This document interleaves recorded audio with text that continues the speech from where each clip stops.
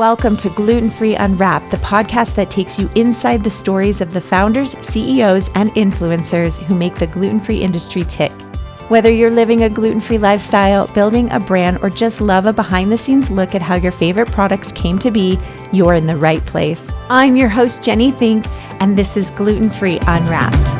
Today on Gluten-free Unwrapped, I'm excited to welcome Jennifer Scism, the visionary chef and founder behind Good to Go, a brand that's redefining what it means to eat well on the go. Jennifer is a classically trained chef and former New York City restaurant owner who once competed and won on Iron Chef America. Today, she's channeled her culinary expertise into creating gourmet gluten-free meals for outdoor adventurers, busy professionals, and anyone who craves clean, delicious food, no matter where they are.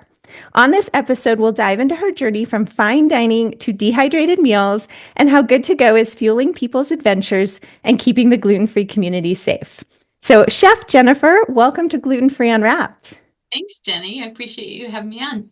Of course. So we obviously want to talk about your delicious gluten-free camping meals, but I first want to get to know you and what drew you into the culinary world in the first place. Did you love cooking as a kid? Where did this love of food and cooking come from?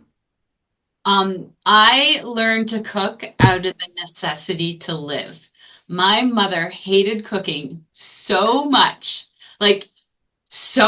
and everything was just overcooked and like frozen Brussels sprouts. It was so bad. And when she went back to work, when I was probably around 7 or 8, we started going out to restaurants because my parents got home late, and I started loving the food that I was having in restaurants. So I would go and ask them what was in it, especially we had a Benihana restaurant in our neighborhood. So I would ask what's that? What's that? So I would then ask my mom to get that at the grocery store. So I was making fondue when I was 10. I was stir-fried rice. I was cooking, and it was just kind of funny. They thought I was kind of weird, but I loved cooking and I loved food. Yeah. Oh my gosh. Okay. So my mom hated cooking too. She might hate that I'm saying this. So I ate pretty plain things growing up. It was survival. And so you really think a lot of your culinary interests came from just eating out at restaurants and seeing what other people were making in different flavors. Did you try to make a Benihana meal Oh at gosh, home? yeah. Oh yeah, yeah. I'd be like, Mom, can you get bean sprouts? I want some pork. I need some more soy sauce. I would give her a list. And then when I did fondue, and when I was growing up, all white wine was referred to as Chablis. So I'm like, I need Swiss cheese, I need French bread, I need Chablis, and she'd bring that home for me. And then I'd That's make hysterical.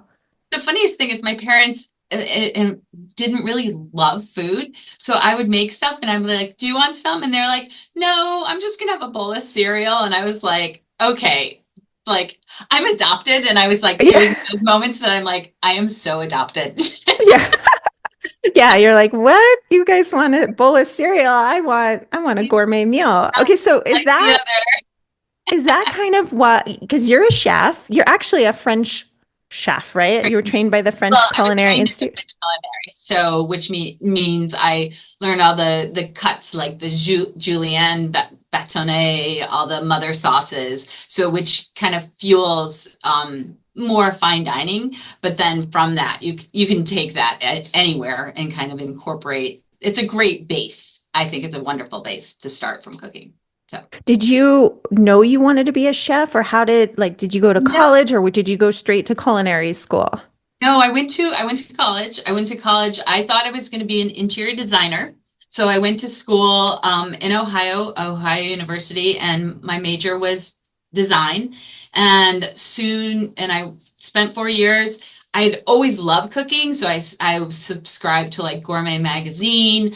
When I moved to New York City right after college, my mom got me a Cuisinart and a KitchenAid and a full set of pots and pans, which I loved. And, I could go out in New York, you could go to Chinatown, restaurants in Little India, and get really good food for cheap because, I was pretty broke.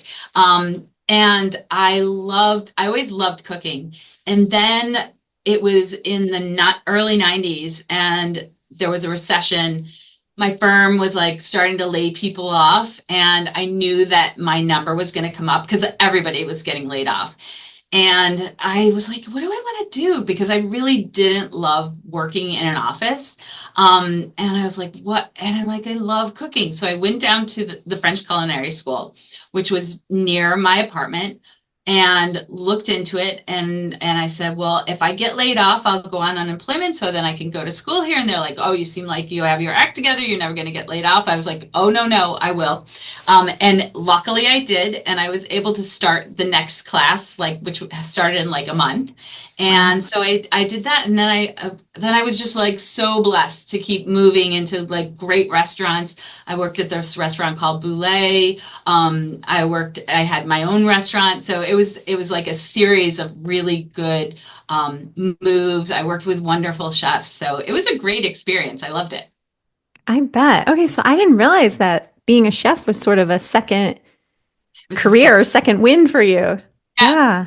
Yeah, it's Okay. kind of funny because then all the things that I love about design I could turn into a hobby and not as a career. And I kind of did the flip with the I turned my hobby of cooking into a career. So That's nice. That's the best way to do it, you know? Okay, so you're working in restaurants and learning on the job. I mean, that's probably where you learn the most is yeah. doing. And then you started your own restaurant at some point, right?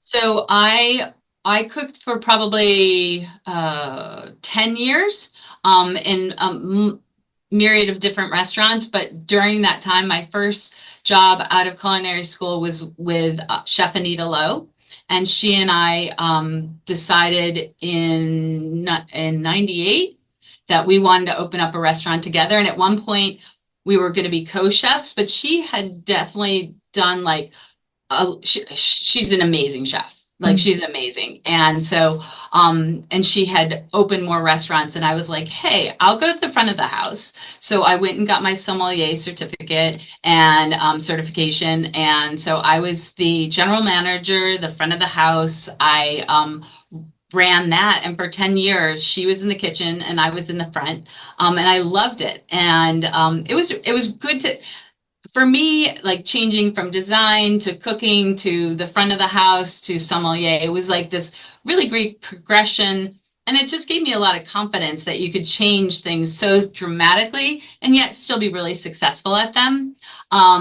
So it wasn't until uh, we actually had a catastrophic fire in our restaurant in 2009.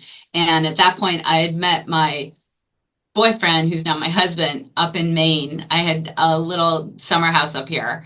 And in 2009, after the fire, it's like I kind of realized, I've been in New York for a really long time now, and I really like to, go outside in my pajamas and drink coffee and have the dog run around the yard kind of thing.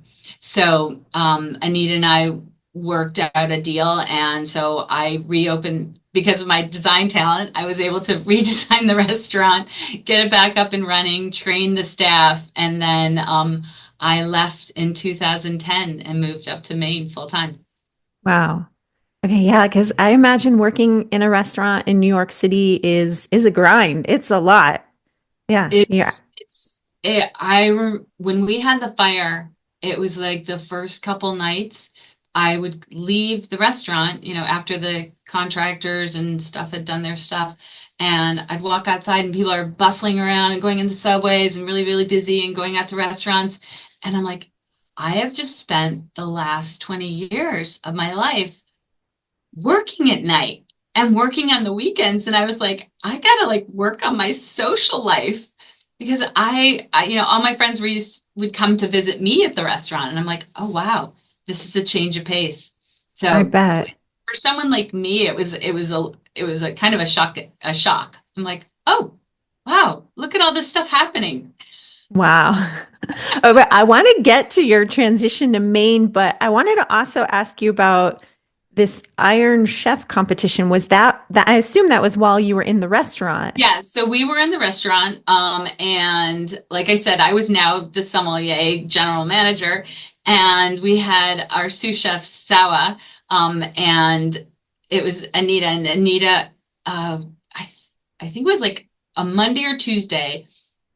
The producer from Iron Chef came in, and we were doing a tasting of corn. Like it was the end of the summer, and it was like a 5 course corn tasting. And he's like, "Wow, would the chef ever want to do Iron Chef?" And I was like, "I'm like, I'll ask." And I was like, "Anita, and there's this guy outside." And she's like, "Yeah." So then they were working that whole like she's gonna go on there, and she's like, "Jen, I really want you to do it with me." And I was like, "No, no." And she's like, "Come on, you're like, we need you." And I was like, "No." And I was like, it makes me nervous. I don't like TV. I don't like, she's really great on TV. I was like, it's just not my thing, Anita. Please don't make me do this. So she did make me do it. And I remember the night before the shooting, like all the people from the show came and we had like them in a big round table. They had a blast. It was fun. Next day we go there and I'm literally yellow. My lips are blue. I'm like so terrified. And Anita's in the green room and she's like, "I really want to win." And I'm like, "I know you do." Oh my gosh. And I'm like, I can only imagine.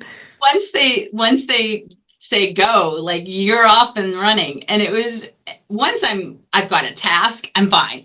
It was just like the precursor of like, oh my God, this is gonna be awful. So it was really fun, and we ended up, she Anita Lowe was the chef who reigned supreme.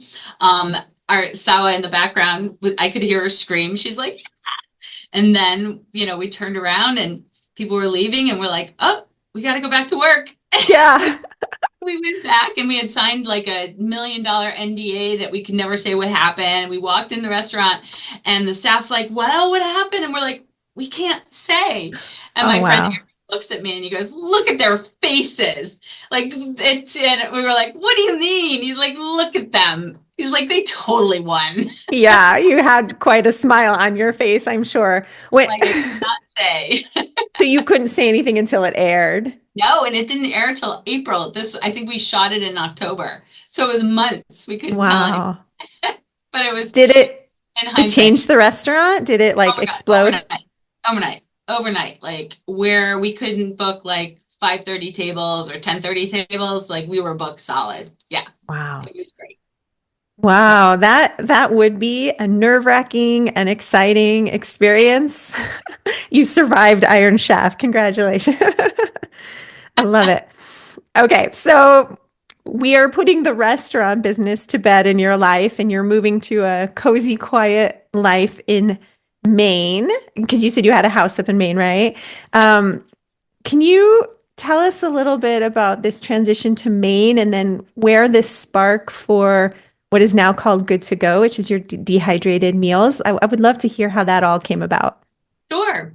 A funny note on that is when I first moved up here, my friend Joanne took me to a store down the street called Kittery Trading Post.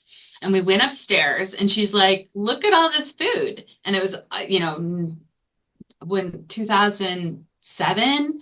And it was like, there was like 2 or 3 brands plastered the walls. And she's like, this is food for camping. And I was like, "What?" Because I had never been camping. And she's like, "Yeah." And I'm like, "You mean it's like food in a bag?" She's like, "Yeah, you just add boiling water." And I'm taking it off the shelves and I'm like, "Huh, crazy." Okay. So file that away. Basically 10 years, 5 years later, I'm I'm catering up here because I decided at first I started doing recipe testing and then I was like, I'll do catering. And we had where we are right now was a little teeny house, so I catered out of here.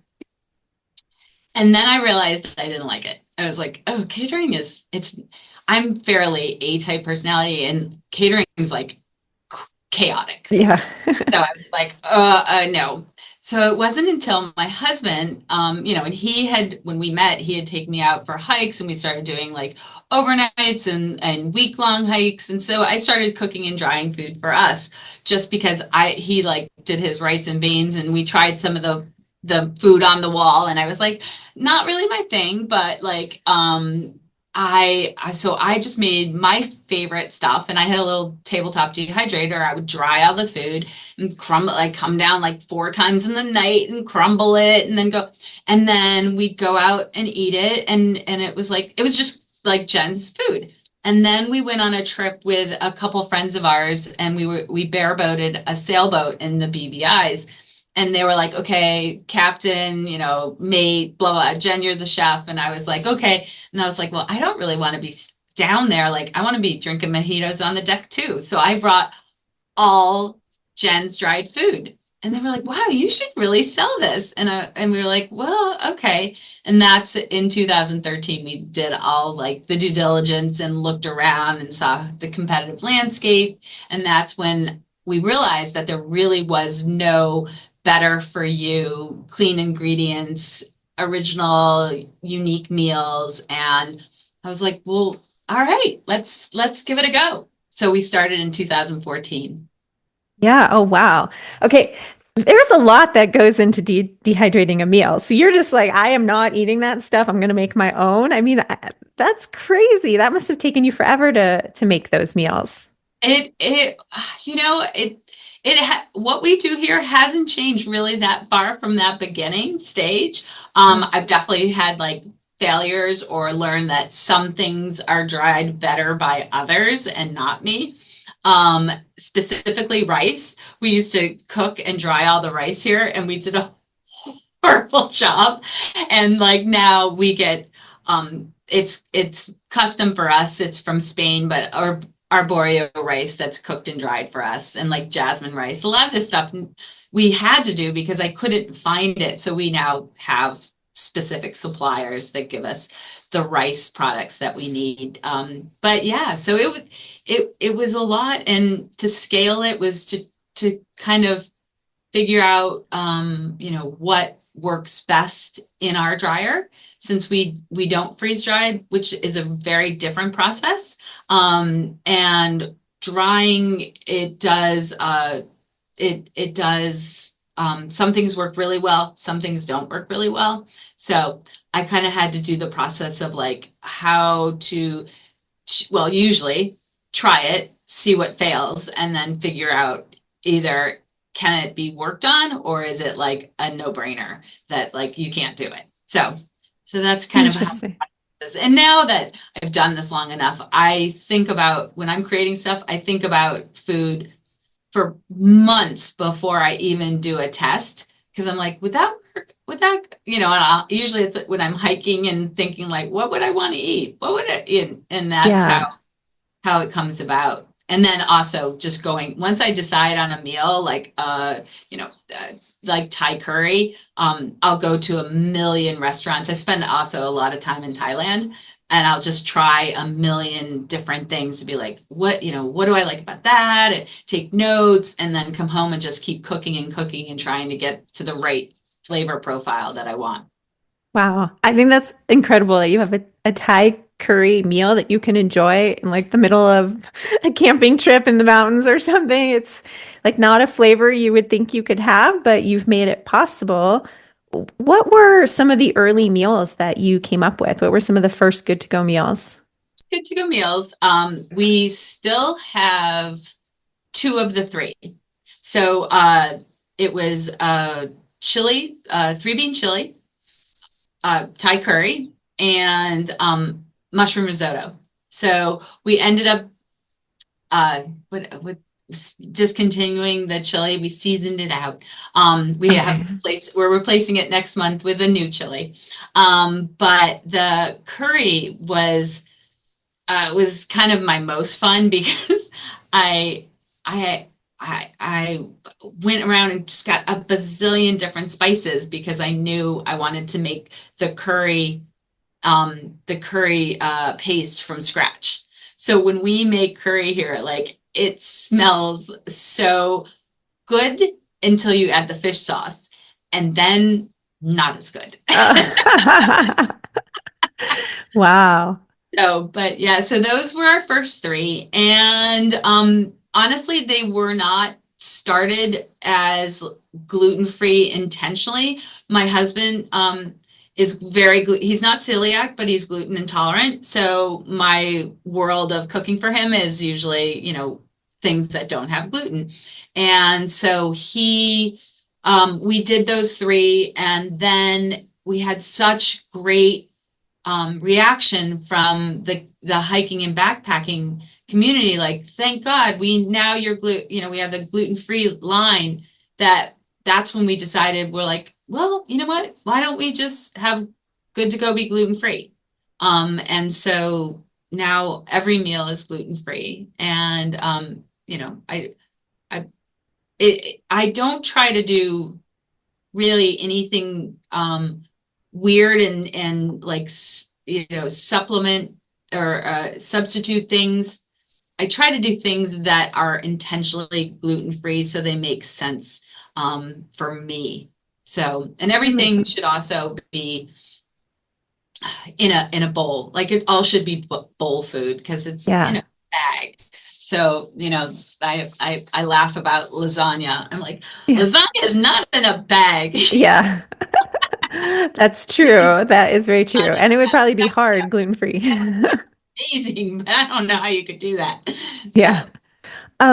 So So I didn't realize this. So your husband is gluten intolerant. And so you, as a chef, did you find that limiting? Like, I want to be able to make other foods, but obviously I want my husband to be able to eat the food as well. very much. Yeah. So, so, and sometimes he will eat stuff and just kind of feel awful. But like most recently, well, I did sourdough during COVID, and um, most recently he bought me this very beautiful heritage organic flour. And because of the process of fermentation with the dough, it actually works out a lot of the gluten. So he's actually fine with it.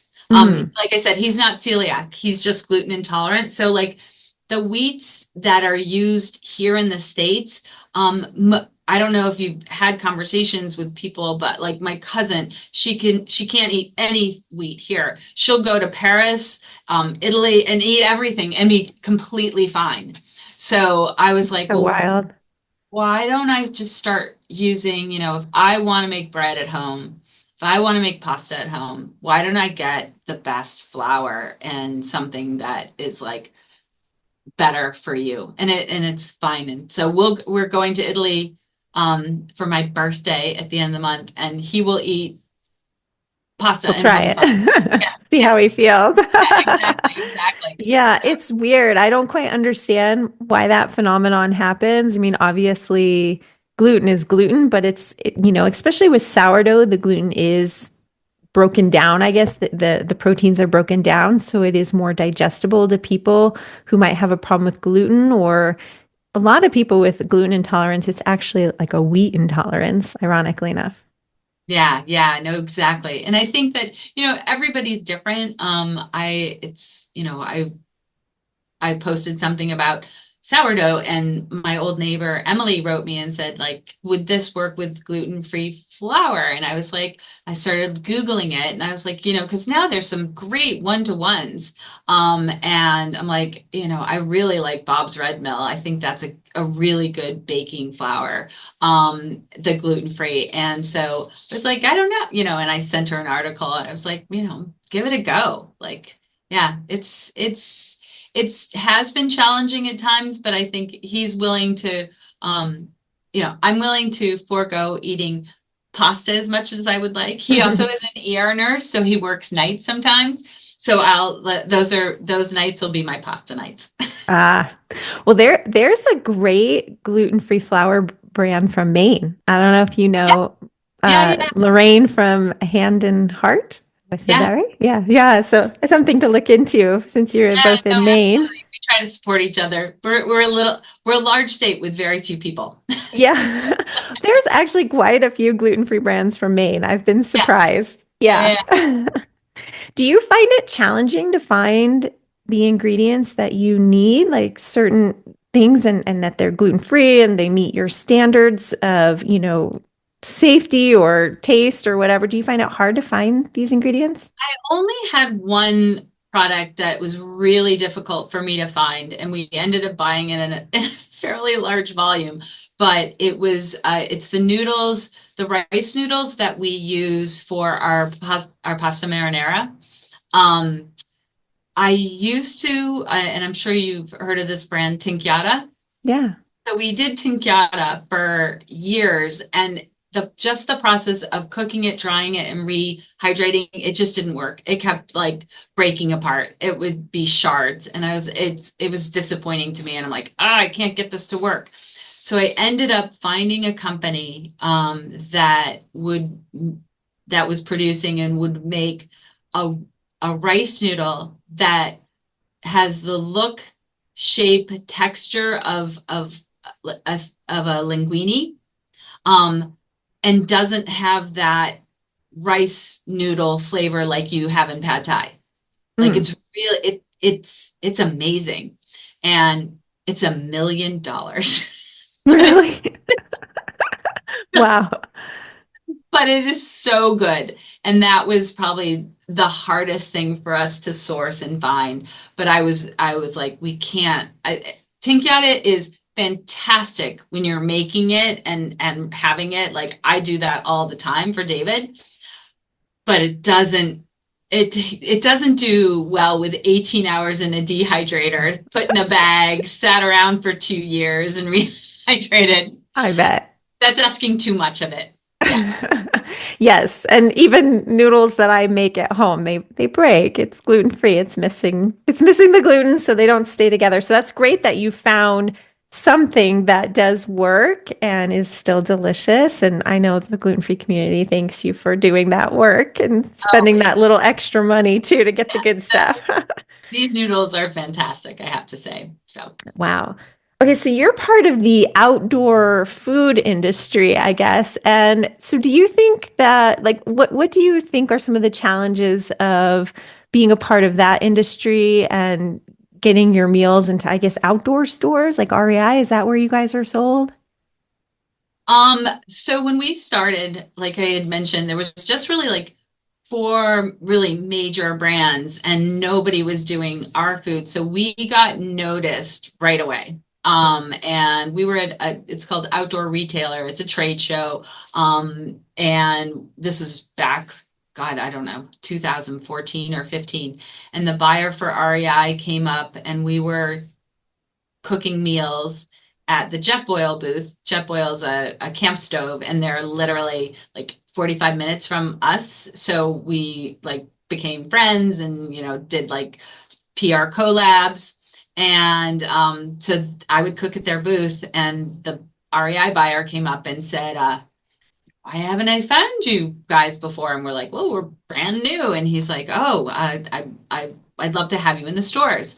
So we really lucked out. I mean, that was like, people try so hard to get an REI, and within like a year of opening, we were in REI. And which was really, I think, gives credibility. Mhm. For It's sure. like, oh, you're an REI. It's like being in Whole Foods. It's like, oh, you're an outdoor brand, you're an REI, you're good. So we were really lucky with that. And then we just kept growing and growing. And I have to say, probably around 2017 or 18, that's when everybody else got the memo and was like, oh, well, I'm a chef and I like to make or I this or that, or this is so it's turned into an incredibly busy landscape. There's probably 25 brands. Wow. Some are, I don't know if there's any of them that are specific gluten-free. There's many that are like, better for you. And I have to tip my own hat to one of the major competitors. They were ingredients that I couldn't pronounce, like I call them like the eights, like all this, sodium glutamate, da, da, da, Mm, like why is why? And they have cleaned up their act. So like everybody has really stepped up for the most part and have much cleaner labels, much cleaner food. yeah. And because it's not really necessary. I think that maybe in the past it was more fillers and could be make it cheaper. I'm not really sure. But now like I said, there's a lot more brands out there. But we're super proud to be still manufacturing, still making the food in house. We have it's everyone's like, you have a great brand story, and I'm like, or I call that my life. Yeah. But so, so there's that. But so it's trying. I've kind of, when my husband started the company with me and he left 3 years ago, it was more of the Jen and David show, and he was really great at like telling the story. And over the last 3 years, I've been a lot more involved in like being the CEO and knowing all the Mm. financials. I still do all the product creation and work directly with operations and production. Um, but I have most recently decided I'm like, I need to get out behind from behind all the screens and get more into what I really like, which is, talking to the public, talking about good to go, informing people, that we're people, we're making your food, we care about your food. We care about where the ingredients come from, that they're fresh, that they're high quality, like you said, that they're safe. We are under USDA inspection, so it's really that like they're, I love having them here because they have been able to raise the bar of our processing here. So it's Yeah. been a big learning experience. And like I said, there's a lot of other people out there, but I'm like, okay, well, there's only one Jen, and Yeah. Jen has her team of people here that are amazing. So I've got to go out and like tell people more about us. I want to touch on something that you just said, though, that you were talking about ingredients and how a lot of the bigger players in the industry were cleaning up their act when they saw new players like you coming out with these healthier, better for you ingredients. When you dehydrate a meal, do you need preservatives? I mean, these meals are usually good for years, right? Yeah. Yeah.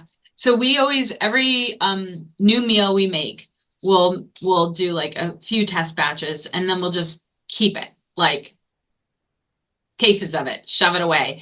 And then every year we'll try it, send it to the lab to get all like the plate counts and all the technical. I'm not a food scientist, so I'm a chef. So I'm like, okay, I know what I need to do, but I don't really. And we try it year after year, and basically trying to make sure because the plate count is always fine. Meaning, would bacteria grow, and bacteria needs to grow in a wet atmosphere. It Mm. needs to have some sort of moisture. And since you've taken out all the water, it can't grow. So we're just tasting it to be like, is this still delicious? Like, because if it's not delicious, then we that shelf life is done. And so we have our maximum shelf life is 6 years. Could it last longer? Yeah. But we're like, real food, it shouldn't last 20 Yeah. years, 25 years. Like Right. That's a little scary. although I have a hard time separating with things in my pantry, even if I don't use them. And David pulled something out and he's like, Jen, this is from 2007. And I was like, oh, I'm sure it's still good. No, it's not. And I'm Yeah. all right, fine. That's hysterical. Yeah. We have I that too in our cabinet, like in the dark parts of the cabinet. You're like, what's back there? actually have no excuse because he made me special shelves that are only 6 inches deep. So it's like I know they're there. And I just hope he doesn't check. You'll be like, I'll use that someday. Um, so you talked about also being still producing all these meals in your own, is this a home you said in a home? So it started off as a little teeny cape house, which is a design shape. I don't know. I've Yeah. said cape house, and people don't know what cape houses are. But in New England, cape houses are these signature little peak roofed with like a first floor windows. And that's what I was doing catering out of. And then when we started to grow here, we're like, we can't do this in this crazy little house. We put on a 8,000 square foot barn next door. So it looks like a big red barn, but Oh, it's really cute. just a food processing facility. So it has we have two 80-gallon tilting kettles that are like, I don't know, they fit a lot of food. They're 80 gallons. And then we have a big dryer in there. And then we have an area where we um, mix the product together, and then a packaging room. So Wow. Okay. everything we do You're here, doing, everything except shipping. So we then have a van. We drive everything to our warehouse because we had no more money or space yeah, to I build up imagine here. that's what I was going to ask you about scaling. Like, I mean, where do you want to take this? Do you need more room, more capabilities? I have been able to really be clever about how to scale meals out of duress. Like it wasn't really, when I came up with stuff, I'd be like, let's just cook it all and dry it all. And then I was like, wow, that is not scalable at all. So I've been able to kind of tweak the recipes. So at some recipes, we make like the secret sauce. And after that, we can mix in, like I said, we buy arborio rice from someone else. We might add in like the noodles. We'll add that in things that other people dry better than us. I can buy that, and then that can help us scale meals. So we have a capacity of doing, oh gosh, I don't know, like over a million, meals, servings a year here. Wow. Okay. And how many flavors do you have on any given time at any given time? Right now in the market is 13, but we're, like I said, we're releasing two more next month. So we'll have Yeah. meals. Yeah. So, So some are coming and going. You're like saying some you've well, discontinued. this year was the first year that we actually discontinued 5 meals in total because I was like, Okay. no, in order to scale, there's only so much that we as a small Right. facility could make. There's brands that have a lot more meals, but they're also using co-packers that do that, and that's fine. But when you're the actual manufacturer and you're receiving all the goods and you're making sure everything is fresh and cooked right and dried right, it's difficult. So we have sort of I have kind of put a limit right now to 15 to 17 meals. Yeah. That makes sense. Yeah. I, Um, I, I mean, mommy, I'm like, no more. no more. Yes. Are you funding this business yourself or do you have help? Or is this all bootstrapped by you? We bootstrapped until we did one raise, and it was all friends and family that helped put the barn on. And then we did another raise to scale even more in 22. So my husband and I are still the majority owners of the business, but we have investors, but they're all pretty much um, Maine, like we have three main institutional investors that are all, they're just super supportive, very nice. Like, they want us to succeed. They want us to have a living wage for the employees. They want to have, benefits. It's really, I feel supported. It's not like we're raked over the coals, like, profit at all costs. So I feel good about that. And they understand the Yeah. challenges of manufacturing, because if we used a co-packer, that would be great, but we'd be a staff of probably, 5 to 10 at most, and we'd just be a marketing firm, but we're not. We're manufacturers. So Yeah. You guys are doing it all. I think that's such a neat part of your story. You know, it's almost like this mom and pop story, like in Maine, making this food and scaling on your own terms, I guess, in a way. yeah, Yeah. it has been really fun and a huge learning curve for sure. I Like bet. I'm like, wow. I remember saying to one woman who was one of our first investors, and she was a regular at my restaurant. And I said, oh, I should have gotten an MBA instead of, and she's like, if you got an MBA, you wouldn't be creating the meals that you are. So like, she's like, you can hire finance people and whatever, all these other people as CEO. But she's like, you can't just come up, like, you can't just be a food creator, a chef. So I'm Yeah. like, okay. So it made Yeah, me feel a little better because I was the like, chef gives you a lot of validity, you know, like credibility. And then, I mean, you probably feel like you're getting an MBA on the job almost. oh, it's MBA by fire. I'm like, but which is really kind of fun because I've had people come in and help me in there, and my one friend Bonnie is just like, "You really get the numbers," and I'm like, "Yeah, I do." So I'm pretty proud of, like, I'm pretty proud of my balance sheet and my P&L. That's amazing. I love that. Well, was there ever a moment in this journey where you're like, I'm not sure this is gonna work. I'm not gonna make it. I don't know. Have you ever felt that? There's moments that I worry because I'm just a worrier. Mm. But no, and actually my best friend in high school who lived in New York, I remember when the restaurant burned down, she would come in, and I remember just being like almost ready to throw up my hands and be like, forget it. Like I had to renegotiate the lease, the fire, the she was like, Jenny, you have never walked away from anything. She's like, you have succeeded at everything you've ever tried.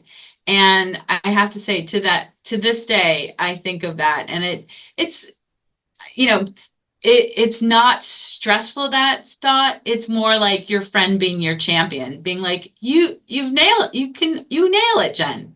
And I'm Yeah. like, okay, yeah. Like you So figure it out, right? Like I even though figured you it out. have challenges, you're figuring it out. Was there Yeah. ever like a challenge or mistake that you made that like really affected you? Um,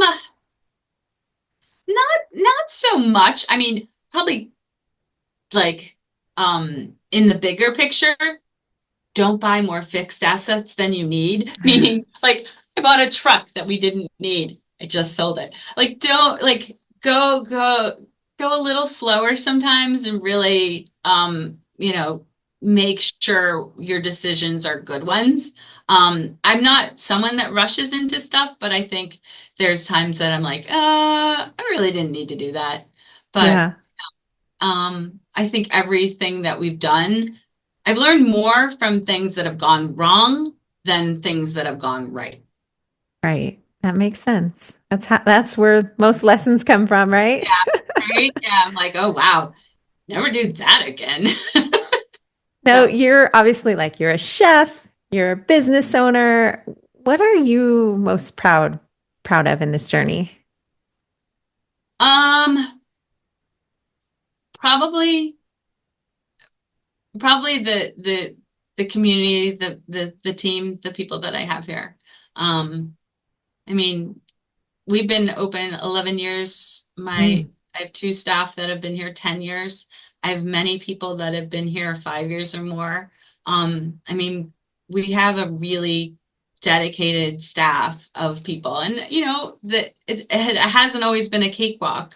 But they've been here for me, and I think that they know I'm there for them. It's a give and take.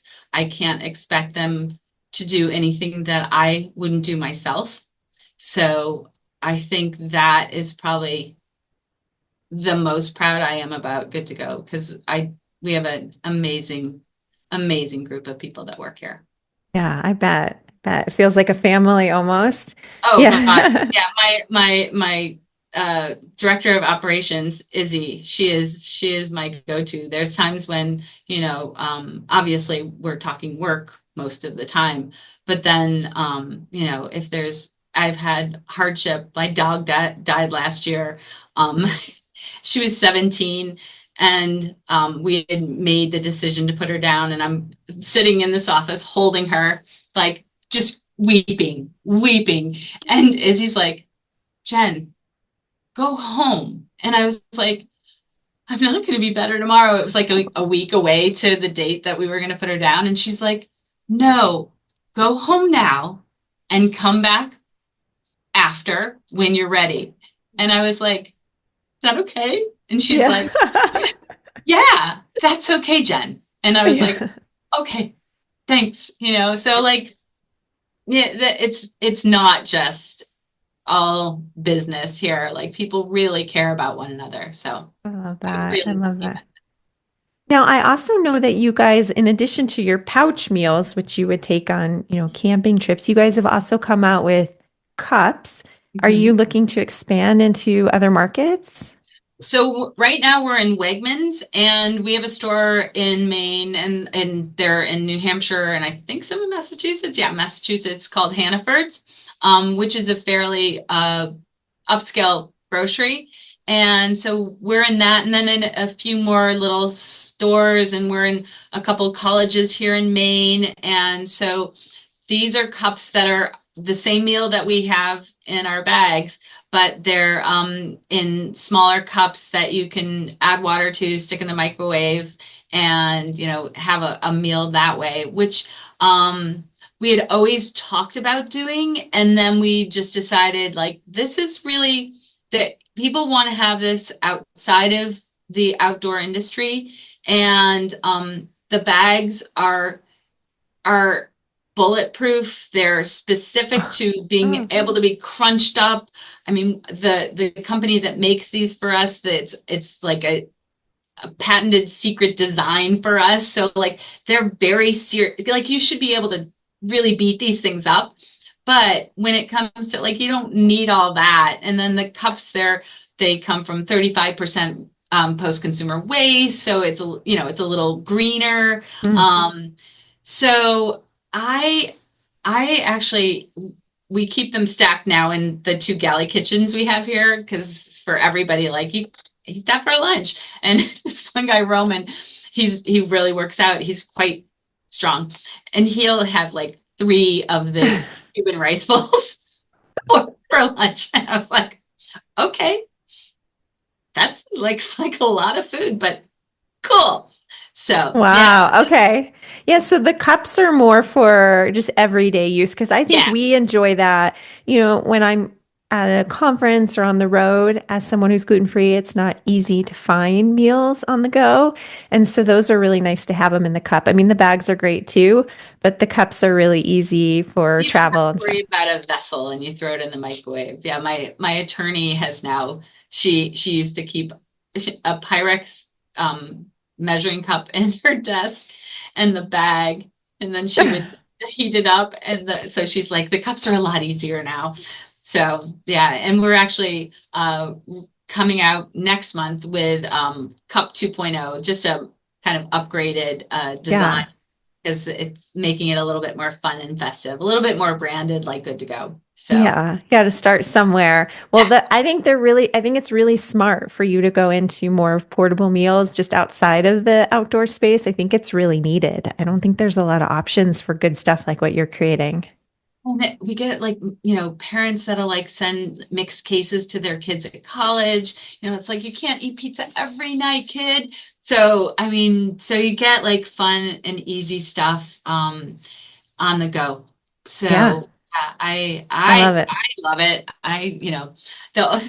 The thing is like for me, I don't want to open a bag because it seems wasteful. And I love the pho so much that when they are going to pack it, they'll give me, they're called fish tubs. It's like a restaurant term for like a big container. They'll give me a fish tub of pho that says like Jen's pho stash. And it'll last me for like, it's kind of embarrassing. It'll last me for maybe a month or two, maybe not. It's like 30 pounds of food, but I eat it for breakfast. I love it. Your life is easier and more convenient with your own meals. I have my little scale and I weigh it out and I pour in my measured stuff, stick it in the microwave. And I'm like, okay, cool. But luckily, we didn't have the pho in cups, and now the pho is coming Mm, in cups. But even still, I think I'll do my little yeah. Jen stash. I mean, I imagine as a chef, maybe you get tired of cooking, so this is like a nice thing for you too. Yeah, yeah. So, well, I do creating here, so that's luckily, I mean, I have back in the early days, I mean, I was cooking everything and I remember being like, "Oh my God, this is not sustainable." But Now I've kind of reinvigorated my love of just cooking again because I'm not down there. I remember like one Saturday I was alone. I was cooking a korma batch and like loading up 12 racks, 240 trays of stuff by myself because something happened. And I was like, it was a long day. Yeah. It was a long day. And I'm like, oh God, I don't want to do that again. So, but so now I cook for fun all the time. And creating stuff here is definitely fun. And it's great because a lot of the people here are either foodies or been in the restaurant world as well as like outdoor. Justin, who does our marketing, he was a chef for years. So he is kind of my go-to first to be like, what do you think? And he's like, need some acid, nah, need some salt. Da, da, da. He'll give feedback and then we'll go and then I'll come back again. So yeah, it's fun to have people here that kind of I can bounce ideas off of and I feel like I can trust what they're saying because they have experience in the same field that I do. I can tell that there's just so much thought that goes into all of these meals, and like really professional chefs are developing these. So it's exciting to hear. And I think people who are listening, you guys got to go try these meals. Like they're so fun. There's so many fun flavors and so many different tastes that you meet, and different kinds of styles of food. Um, would you be up for, before I let you go, would you be up for some rapid fire questions? Okay. All right. So if you had to eat one good to go meal every day for a week, which would it be? Think I led on to that the pho because The pho. I think so. Yes, we did talk about pho. so there's that. I have not tried that yet, so we'll have to change that. It's funny. We had a couple of visitors, hikers coming in. They do Instagram stuff, and they were like, "Pho's my favorite." I was like, "Me too." If you had no limits, what meal would you create for good to go? Um, Limits meaning like it would dry right and do right. Yeah, it would work. Pizza. Pizza. That would be fun, actually. What ingredient wouldn't you be caught dead putting in your meals? I was kind of a toss up thinking about, I would say desiccated coconut. Oh, why? It's very specific. Um, like sweet coconut flavor was added to all bad cookies when I was little, and I just like cheap grocery store cookies. And so desiccated coconut has that sweet flavor, just blah. Mm. Like I will eat anything and I'll take one bite of something that has desiccated coconut and I'm like, no, thank you. But yeah, oh, interesting. Okay. I've never thought about that ingredient. I'll eat stinky tofu, like I'll eat anything, not desiccated coconut. I'm such a picky eater, but I guess if you're a chef, you have to be a little more Yeah, you gotta be open-minded to open. food, but You gotta be open. even chefs have aversions. Yep, yep. What is the best advice you've ever received? Like know your limits and what you can control. Sometimes I think you have big ideas and this and that, and just know that like there is a reasonable level of what you can do. For me, I think that's been really helpful. Yeah, Um, good advice. What is one thing you wish you were better at? um, Probably having hard conversations, you know, Mm, like don't we all? having hard. I like to make people happy. I like to be liked. So I think having hard conversations is my life's work. What's the Yeah. best part about being a founder? Well, I think I led into that. It's probably the staff here. I mean, I think I've been a boss since 2000. So I've been a Mm. boss for 25 years. And I remember Anita used to be like, she's like, you're a good boss because you're so bossy. But I think it's also um I like kind of making a community. I never had children. So this is my family and this is my community and this is my these are my kids. So that I think is the best part. Nice. What is the best reaction you've ever gotten from a customer? When I had mentioned OR, where outdoor retailer, where it's a trade show, I was having sampling out our Thai curry. This is like very early. And this woman came up to me and she tried it and then she went off and ate her bowl and she came back and she was Thai. And she's like, I'm from Thailand. And I was like, yeah. And she's like, this is the best Thai curry I've ever had outside of Wow. Thailand. And I was like, I spent a lot of time in Thailand. She was like, this is delicious. And I was like, so I think that was my like highlight. I'm like, Yeah. What an endorsement. Wow. I I know, love that. rocks. Okay. What is one thing people would be surprised to know about you? I am incredibly shy. Really Hmm. interesting. Like I'm so shy. Yeah. Is this hard for you? This isn't hard, but if we're out in public and David will be like, go ask them this, and I'm like, you go ask them that. Totally get that. And then my last question is something I like to ask all my guests. I would love for you to share another gluten-free brand that you admire and why. And I mentioned that earlier, Tinkyada. I Think have to Yada. say, of I think that they have done the best job at a product that I love. And, I do love pasta. And so it's made everything that I can make that is, you know, bolognese, Mm. anything, I can use that and no one will have any, like the texture is really good. Um, so yeah, I think that they've done a fantastic job, with their product line. Well, I know this was rapid fire, but I have a follow-up question to that. As a gluten-free person, have you tried other noodles or is that you I just, have, I have, and they are by far my favorite. Yeah. wow. Okay, interesting. Quinoa and corn. Oh, I've tried them all. And I have to say, like, I'm a really big fan of Tinkyada. Um, and all their little shapes. There's Yeah. all the little shapes they have. Yeah, and they're probably more affordable than a lot of the pasta out there. Yeah, So no, it's I'm a good big brand. fan. Yeah. Well, I appreciate your time today, Jennifer. This was really fun to get to know your origin story and your journey and, how you turned your passion for food and cooking into these adventure meals that people can take with them on the go. How can people stay in touch with you? Well, you can always start following me on Instagram at Chef Good to Go. I am getting more involved in social media and always reach out to any of us at Good to Go. On our website we have a contact and you can always reach me there. We're pretty responsive.